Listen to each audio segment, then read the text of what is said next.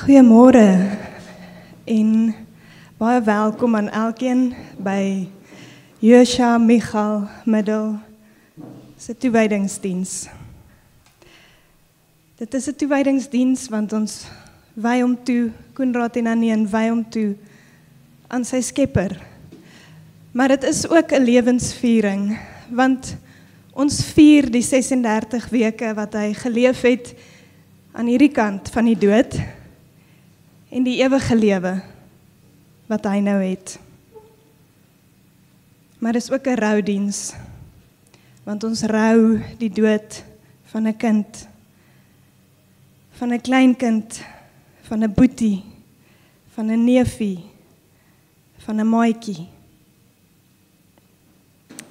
Koenraad en Annie, presies 7 maande gelede het ek en Anju gesit waar julle nou sit. Op 20 Augustus laas jaar is ons Pieter en Johannes gebore en vir 'n uur met ons gewees en toe oor na die ewige lewe. Waar begin 'n mens praat oor die dood van so 'n klein kindjie? 'n Lewetjie wat nou moes begin. Hy moes nou doen wat babatjies doen. Hy moes melkies drink en doekies maak en slaap. En dan iewers moes hy 'n seentjie begin word soos Loan.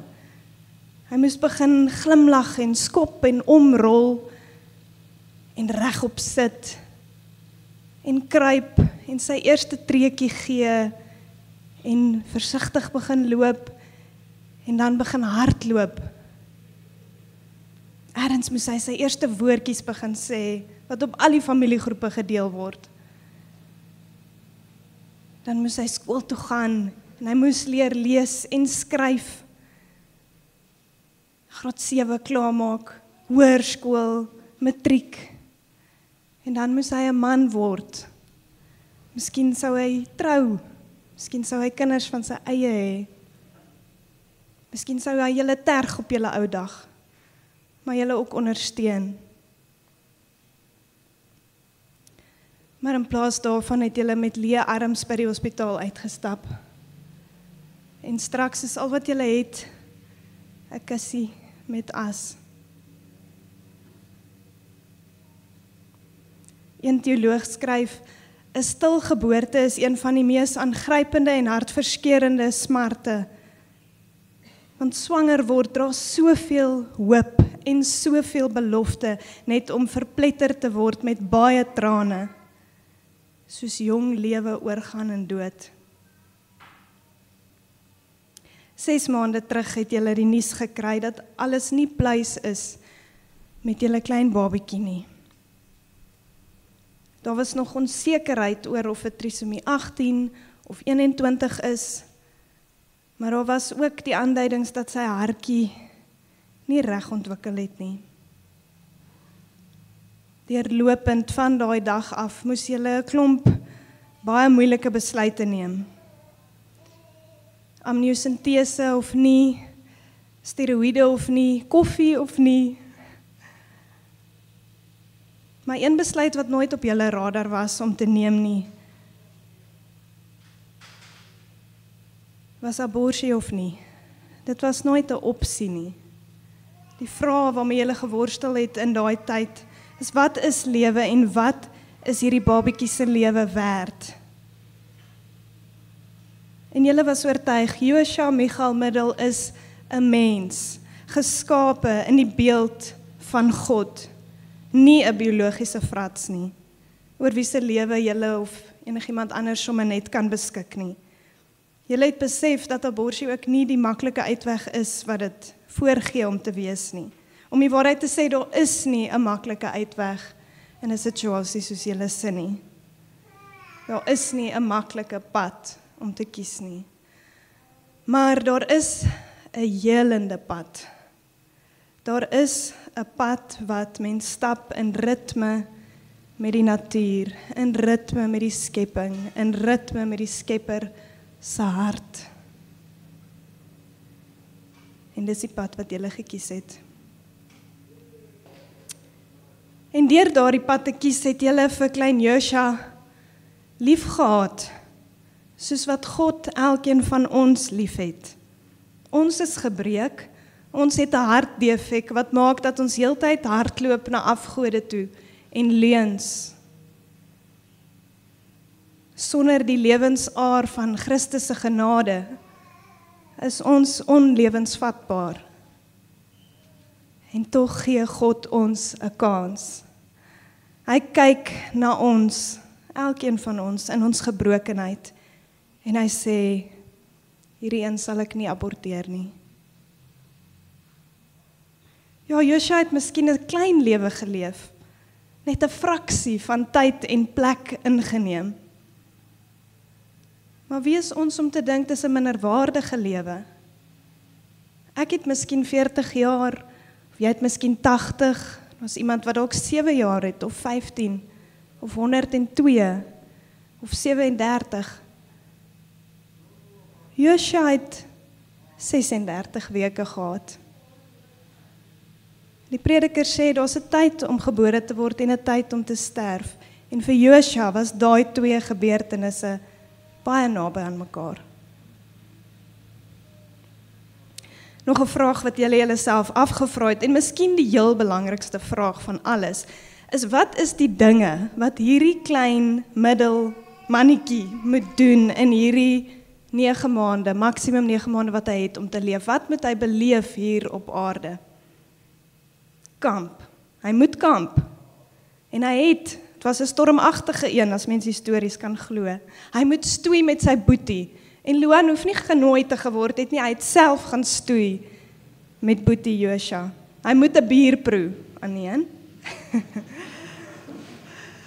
Hy moet baie dierkleertjies aantrek, want hy gaan net een uitrusting kan dra vir sy hele lewe. Dit moet iets werd wees. Woolies moes maar doen, want ander fancy klere kom nie in sulke klein grootes nie. Hy moet 'n teddybeer hê. Luan kon vir hom een kies. Hy moet roomys eet, hy moet in die see swem, hy moet Forza speel op die Xbox. Hy moet Lord of the Rings kyk, never mind die ouderdomsbeperking. Hy moet 'n trail run doen, hy moet dans, hy moet 'n baba tee en 'n doekebraai, en hy moet vir Koen en Aneen wakker maak in die nag, so hulle het 'n wekker gestel. Hy het 'n wekker gestel, en die wekker het hulle wakker gemaak. Hy moet die evangelie hoor. Hulle sê, dit is gedoen, hulle kan net nie onthou wanneer nie, maar dit is afgetik op die lysie. Ons glo hulle. Aneen, ons glimlag oor hierdie bucket list, maar ons besef ook dat klein Joshua al hierdie goed gedoen het, want jy het al hierdie goed gedoen. Sy lewe is onlosmaaklik deel gewees van jou. Soos met enige babietjie was hy totaal afhanklik van jou, maar anders as met ander babietjies, sou hy nooit sonder jou of buite jou kon leef nie. Jy het hom sy hele lewe lank gedra en gekoester en gevoed. Jy het hom voel skop en ook laas Woensdag besef, hy skop nie meer nie. Die gat wat Joshua laat is op 'n manier jou geheime leiding. Niemand het hom geken soos wat jy hom geken het nie. Tim Challies skryf na die dood van sy 20-jarige seun, dat hy soms voel asof syne die ergste smart is, wat enige mens nog ooit moes deurmaak, asof niemand regtig kan verstaan waardeur hy gaan nie. En hy haal dan hierdie woorde aan van die prediker Charles Spurgeon. The singularity of sorrow is a dream of the sufferer. The stairway of grief is never without its passengers, and at their head is he whose name is a man of sorrows, acquainted with grief. As ons mooi dink oor wie nog hierdie spesifieke pad van smart stap, hierdie pad wat so eensaam kan voel, dan sien ons eintlik heelwat bekende name en gesigte uit die skrif en uit die geskiedenisboeke.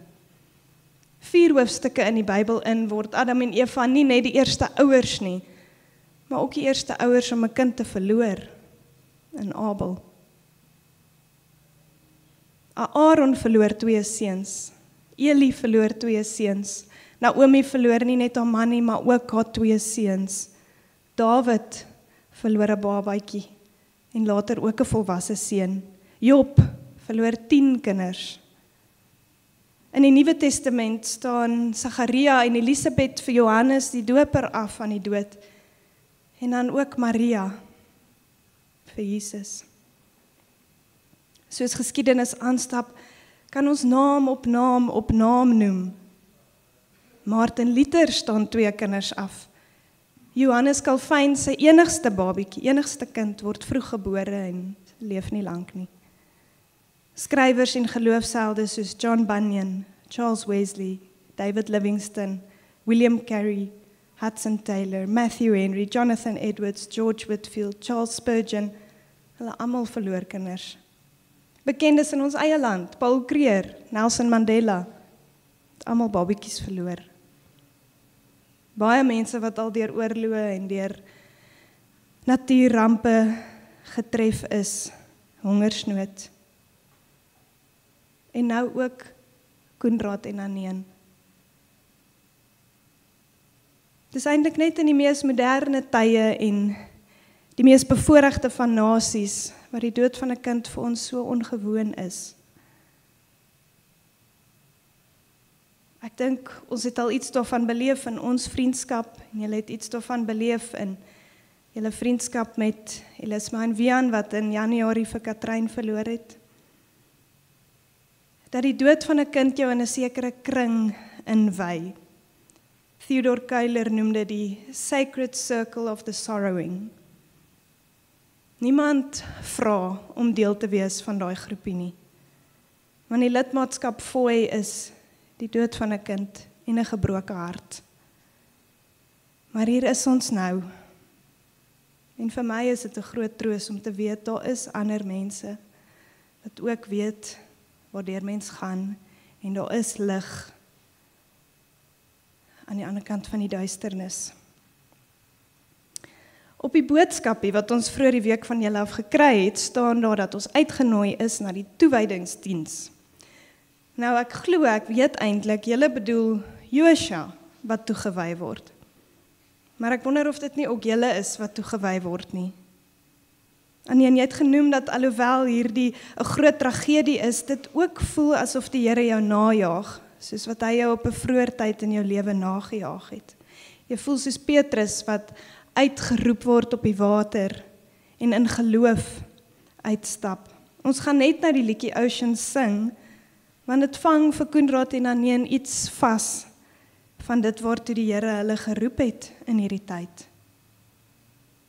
Maar julle weet ook om vorentoe te kyk, om nie vas te kyk in die leed van nou nie, maar die ewigheid in oog te hou. Paulus het iets hiervan verstaan. Hy skryf daaroor in Romeine 8 vers 18. Ek is oortuig dat die lyding van die huidige tyd nie vergelyk kan word met die heerlikheid wat bestem is om aan ons geopenbaar te word nie. Hy skryf ook in Romeine 5 vers 3 tot 5. Ons beroem ons ook op ons verdrukking, omdat ons weet verdrukking bewerkstellig volharding. En volharding lei tot betroubaarheid. En betroubaarheid tot hoop. En die hoop beskaam nie. Want God se liefde is in ons harte uitgestort deur die Heilige Gees wat aan ons gegee is. Jakobus, die boetie van Jesus, het ook iets hiervan verstaan. En hy skryf in Jakobus 1 vers 2 tot 4. Beskou dit as 'n groot vreugde wanneer allerhande versoekings oor julle pad kom. Omdat julle weet dat as julle geloof getoets word, dit volharding meebring. Maar julle volharding moet tot volledige ontwikkeling kom, sodat julle volmaak en sonder gebrek kan wees en in geen opsig tekort skiet nie. 'n Paar verse later skryf hy, gelukkig is die mens wat versoeking deurstaan, want as hy die toets slaag, sal hy die oorwinningskrans van die lewe ontvang, wat God beloof het aan hulle wat hom liefhet. Ek wil graag vir ons 'n uittreksel uit Tim Challies se boek lees. Dis 'n lang stuk, maar is baie treffend. An old legend tells of the construction of one of England's great cathedrals and of the master builder who, having carefully drawn up his plans, traveled to a nearby quarry to choose the stones that would make up his masterpiece. He cast his discerning eye on the great collection gathered for his inspection and began to picture in his mind which would be appropriate to each purpose, which was suited for the firm foundations and the strong pillars, which was suited for the mighty buttresses and the towering spires. With confidence, he selected one particularly rough-hewn stone, then took his hammer and his chisel in the one hand and his chisel in the other. As the builder began to rain blows on the stone, it cried out in pain. But the builder comforted it by explaining that it must be shaped to take its place in his great work of art. If only it could endure the pain, it would see that his plan was good. And sure enough, when the master builder was finished, the stone was carefully fitted into the chancel, where it bore witness through the centuries to the genius of the builder. Just so our God knows how to fit each of his people into his church. For like the builder of the legend, he is creating a masterpiece that will showcase his genius and cause all who see it to glorify his name. And just as the builder fits the stone to the purpose, God fits the people to the plan. God equips his people in different ways, gifts them with different passions, and calls them to different ministries, some to exhortation and some to evangelism, some to leading and some to teaching, some to acts of generosity and some to acts of mercy. And God calls some to the ministry of sorrow. For just as he calls some to proclaim his gospel in far-off lands, he calls some to bear witness to his goodness in grief.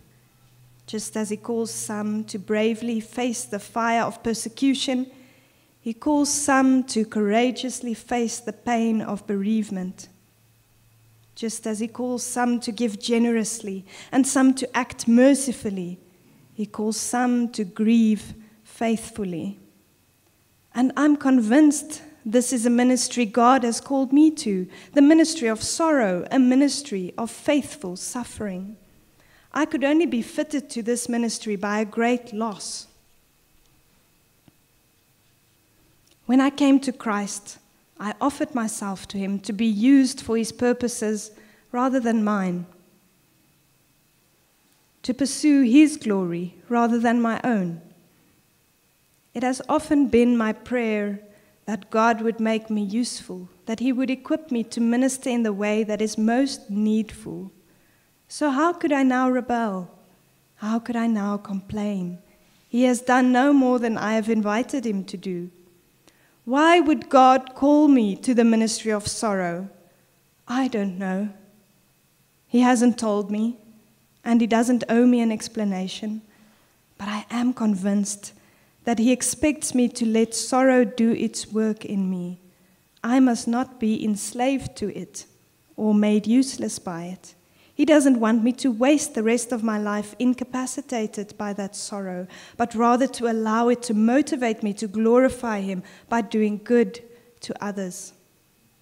Through this ministry of sorrow, I can testify before a skeptical world that one who praises God in the giving can also praise him in the taking. That one who honors God in times of great joy will still honor him in times of great loss. I can bear witness that faith can survive sorrow, that we can be content even in loss, that when we are weak, then we are truly strong, for it is when we are weak that he provides us with his strength. I'm not the same man I was when my son died, when he was alive. I'm deeply wounded, deeply scarred, deeply broken. Yet I know it is God who decreed this suffering, and I accept it as something meaningful, something precious, something sacred. I accept it as training for a ministry He has called me to. I'm ready to learn and to apply its lessons, painful though they may be. I know I'll be made better by it, made kinder, made gentler, more empathetic, more sanctified, more useful. I know that God has not called me away from duty, but towards a new duty, has not interrupted my usefulness to Him, but He has redirected it. And where He leads, I must follow. Where He leads, I will follow.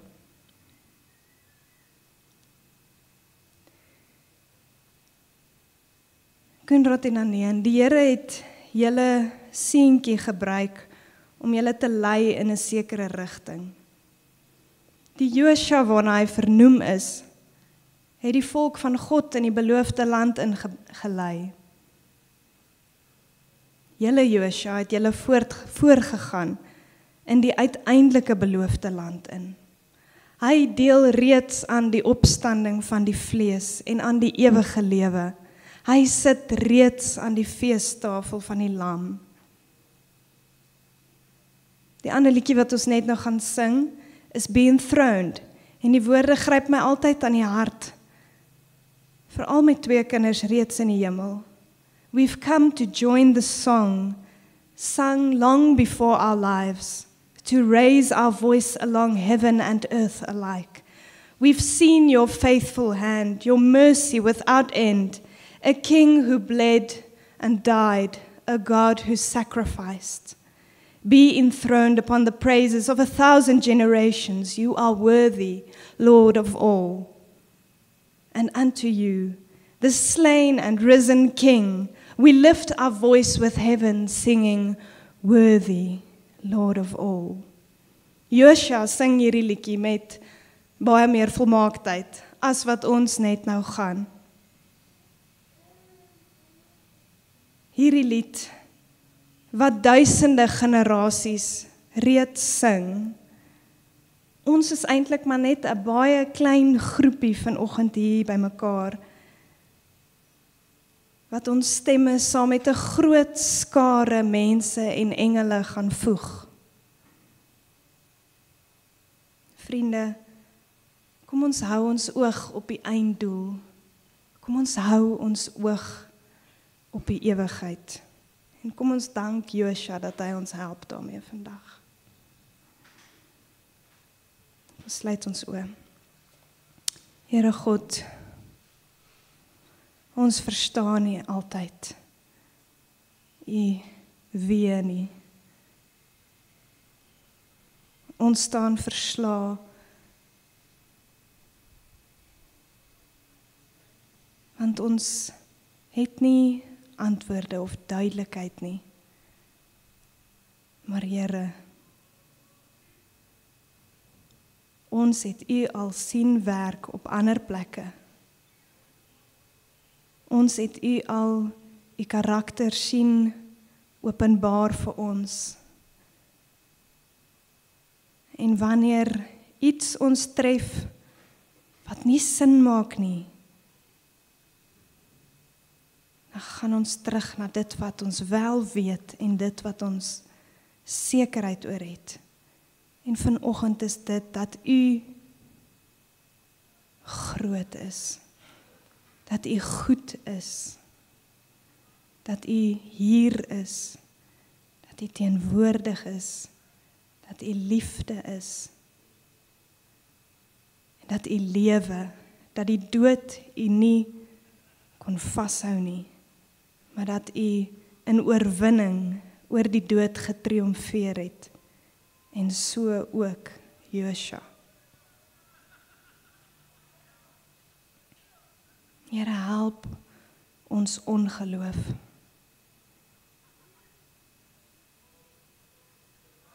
Here, wees naby aan ons, soos wat ons tas in die donker. Wees naby aan Koenraad en Aneen. Kom wys ons waar ons soms verstrengel is in aardse idees van wat lewe en dood is. En help ons om perspektief te hê, Here. Perspektief dat Josua se 36 weke presies is wat U bestem het in U goedheid en wysheid en liefde. En dat U ook dit ten goeie kan laat meewerk vir Koenraad en Aneen, vir die oumas en oupas, vir Loan, vir ooms en tannies, vir elkeen wat op hulle manier worstel met die onreg van 'n stilgeboorte. Here, kom wees naby aan ons in ons elkeen se vrae en worsteling. En wees ons genadig. In Jesus, die opgestane koning, se groot en heilige naam. Amen. Ek roep dan graag vir Koenraad vorentoe om die bedankings te doen.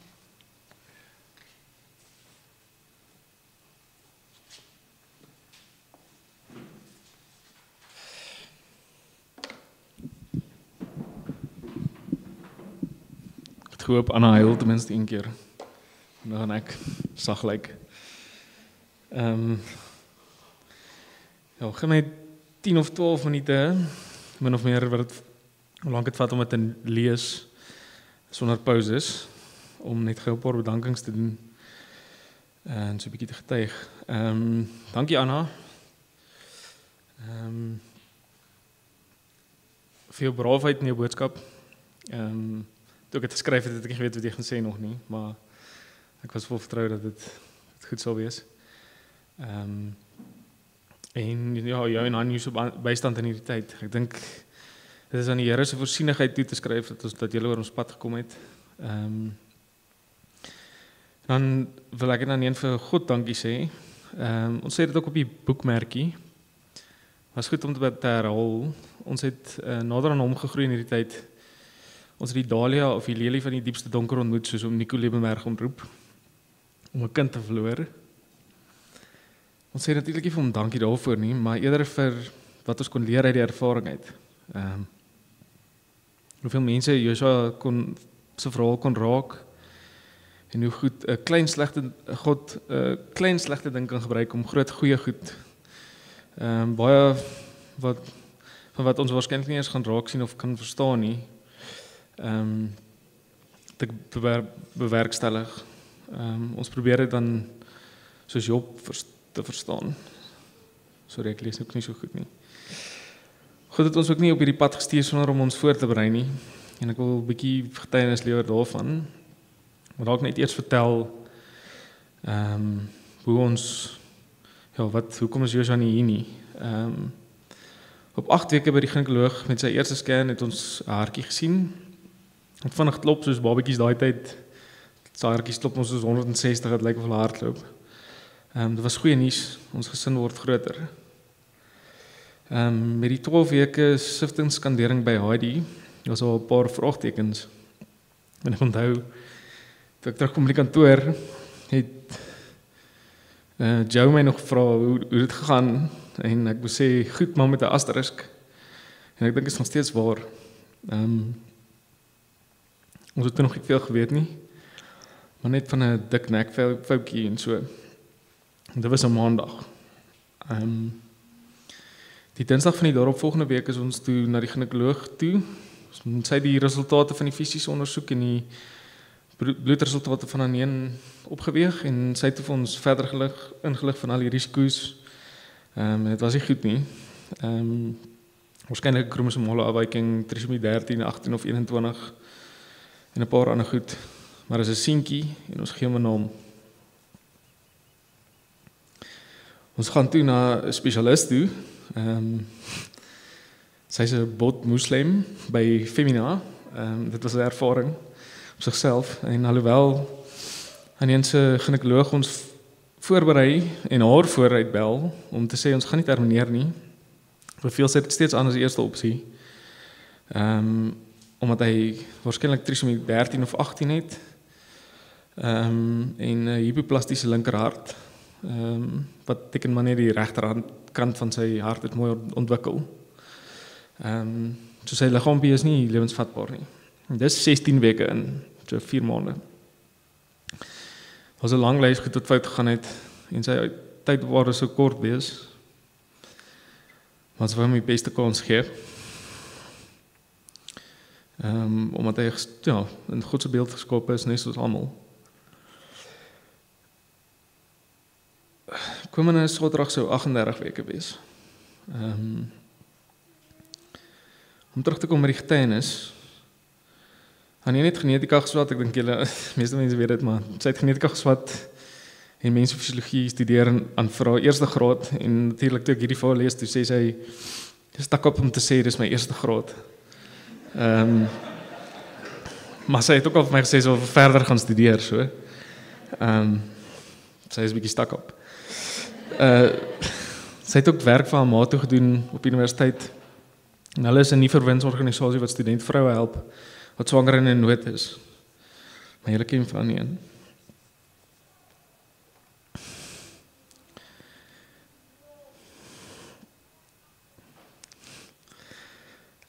Ek het ook al meer as een keer The Problem of Pain gelees van Loos en ons het so op apologetiek groepie by die werk en ons voer debatte daar en ek onthou spesifiek op stadium met ons die abortusgesprek ook geraak en toe was ons, ek was nogal vies geweest oor die ouens wat gemaak het of hulle saam met dit stem.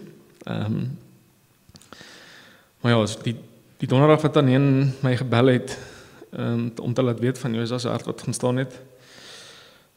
Was ek juist besig met 'n sessie oor Job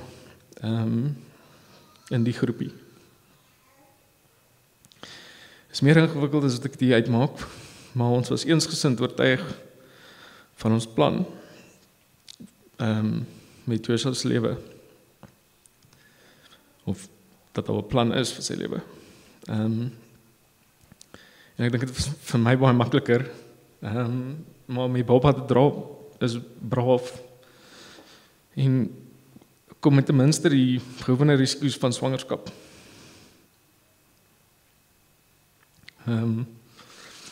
By Annie se broers en Louis en Annel se doop van Lily in Lentana, uit die laas jaar. Julle sal sien, dis die meisie met die heeltemal te veel hare. Het ons gehoor van Jesus wat in Maria se skoot vir Johannes die doper ook 'n baba in Elisabeth sy moeder skoot laat beweeg en hom vervul met die Heilige Gees. Dis in Lukas 1 Lukas vers 40 en dit het my nogals gevang dat hy sy seun gebruik het nog in die moederskoot om mense te inspireer. Maar natuurlik God verstaan dit alles. Hy het ons almal lief en al is ons gebreek, ek dink Anna het dit ook gesê. En hy het ook 'n seun verloor in hierdie wêreld, in die gebroke wêreld.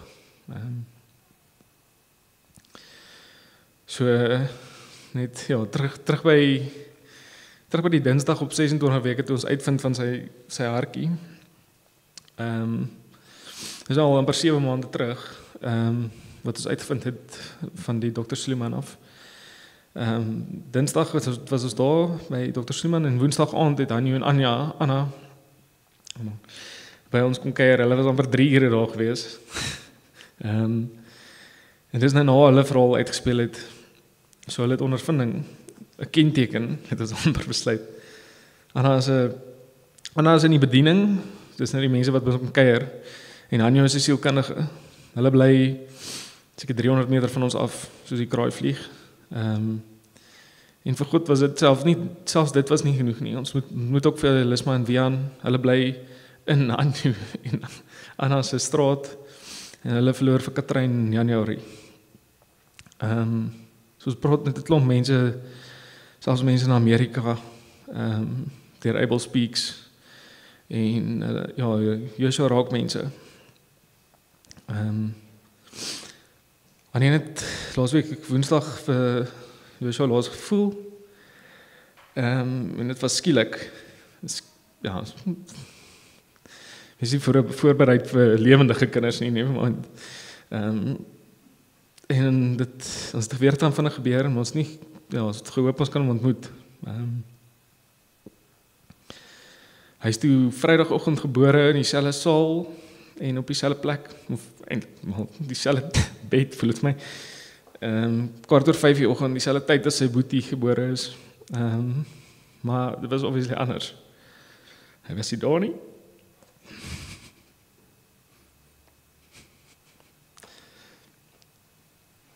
So hierdie, ek weet nie of ek hierdie gaan sê nie, gaan try. Maar ek kan aan een dankie sê. Dat sy vir Joshua vir 36 weke gedraai het met liefde en toewyding. So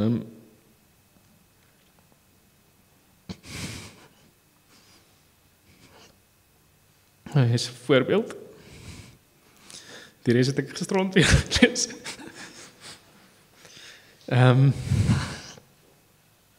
Terug by die huis is ons oorval met boodskappe, blomme en kos en so 'n berg piesangs. Wat ek dink mense dink aan een eet baie piesangs. Baie dankie vir dit alles. Ja, dis in sulke tye wat mens besef hoe ongelooflik bevoorreg ons is. En hoe baie vriende ons het. Nuwe vriende of goeie vriende ons het en nuwe vriende en nabye familie. En dan nou by die praktiese goeders wat net so belangrik is. Dankie Iris en Kari vir al jou goeders en hulle vrydige hande om die plek te laat mooi lyk en het hulle sommer dan een en Luan wat ek dink 'n storie moes wees, gaan blomme pluk het gister om die kerk mooi te gaan kom maak. Hierdie kerk gaan definitief nie oor die gebou nie. En julle het minder so laat lyk. En dan dankie vir Dr. Judy. Sy's nou nie hier nie, maar sy was regtig cool. Soos sy het meer as gedoen as wat van haar gevra word. En so ook die res van die personeel by Pretoria is. Maar Trisha en Pa Anton en Manantu wat vir Luan opgepas het en terwyl ons allerlei administratiewe taakies afhandel. En my ma met die eetgoed en ek weet dis meer as net ma wat betrokke was, maar dankie. En dan Pa wat vir Luan opgepas het tot nou net toe. Sien hy's nou nie meer by Pa nie. En Pa se raad. En dankie vir my broer. Hy's bietjie soos goedkoop ChatGPT. Hy klankbord nogal lekker. En dan vir die dialoogbeneding vir Anna Johan in sy afwesigheid en Georg. Vir al julle moeite. Dankie vir ons by die werk. Ek kon skielik op 'n werk en hoef nie bekommerd gewees het nie. En ek dink dis 'n goeie oefening loop hier vir een van die dae. Wat julle op julle eie is. Maar dan kan ek my vriende noem. Dankie vir PFM se ondersteuning en almal daar. Nou, Lon het selfs gister 'n kar wat nou een van sy gunstelinge is by Annie se baas gekry. Mevrou Reder en hy is nogals mal oor die kar. En dan die begrafnisdienste wat jy soos 'n lykie nou met deernis hanteer het en verras het of gaan verras.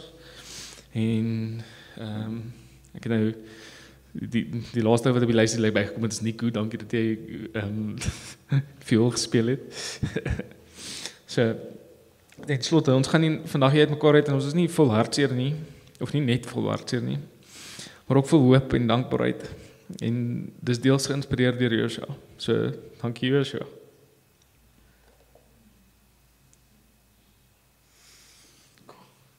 Ek dink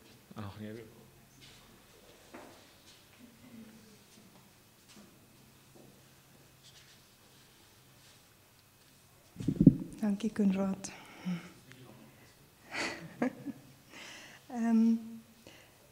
Aneen en Konrad wil graag hê ons moet saam sing. 2 liedere, die eerste een is Oceans en ons moet versigtig wees om daai liedjie te sing. Ek het 'n vriendin wat sê sy sing nie dit nie want die Here antwoord gebede.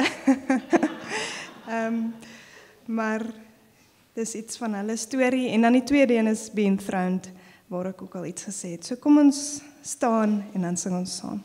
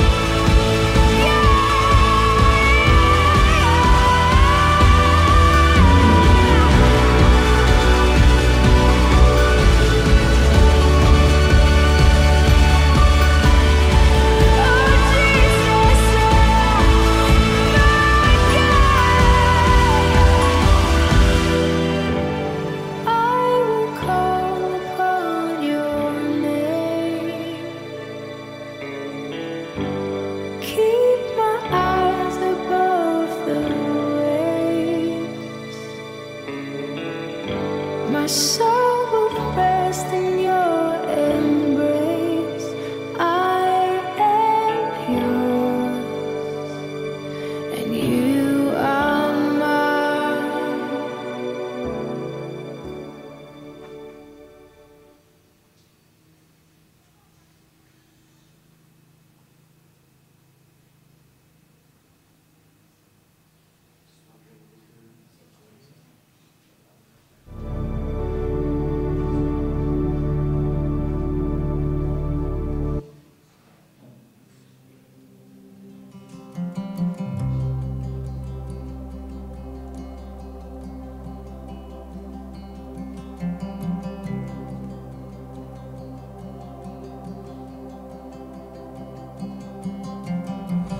We've come to join the song sung long before our lives, to raise our voice along heaven and earth alike. We've seen your faithful hand, your mercy without end, a king who bled and died, the God who sacrificed, be enthroned upon the praises of 1,000 generations. You are worthy, Lord of all.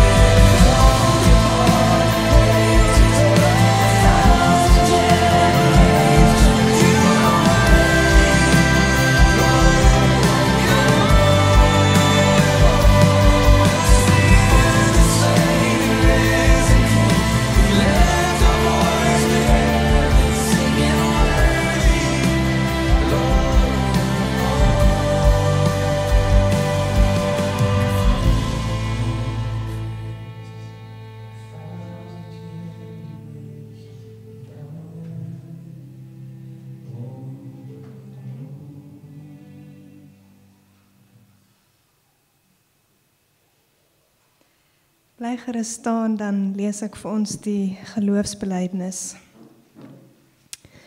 Ek glo aan die Vader, die Almagtige, die Skepper van die hemel en die aarde, en in Jesus Christus, sy eniggebore Seun, ons Here, wat ontvang is van die Heilige Gees, gebore is uit die Maagd Maria, wat gelei het onder Pontius Pilatus, gekruisig is, gesterf het en begrawe is, wat die lyding van die hel ondergaan het, wat op die 3de dag weer opgestaan het uit die dode, wat opgevaar het na die hemel en sit aan die regterhand van God, die Almagtige Vader, van waar hy sal kom om te oordeel, die wat nog lewe en die wat reeds gesterf het.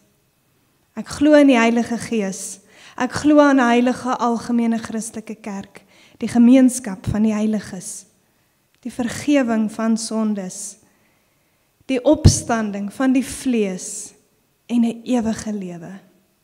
Amen. Ontvang nou die seën van die Here uit 1 Petrus 5 vers 10. Maar al moes julle vir 'n kort tydjie ly, sal die God van alle genade, wat julle tot sy ewige heerlikheid in Christus Jesus geroep het, julle herstel, bemagtig, versterk en stewig vestig. Amen. Koenraad en Aneen nooi nou graag vir almal om te bly en 'n koppie koffie en iets te ete saam te geniet. Dankie.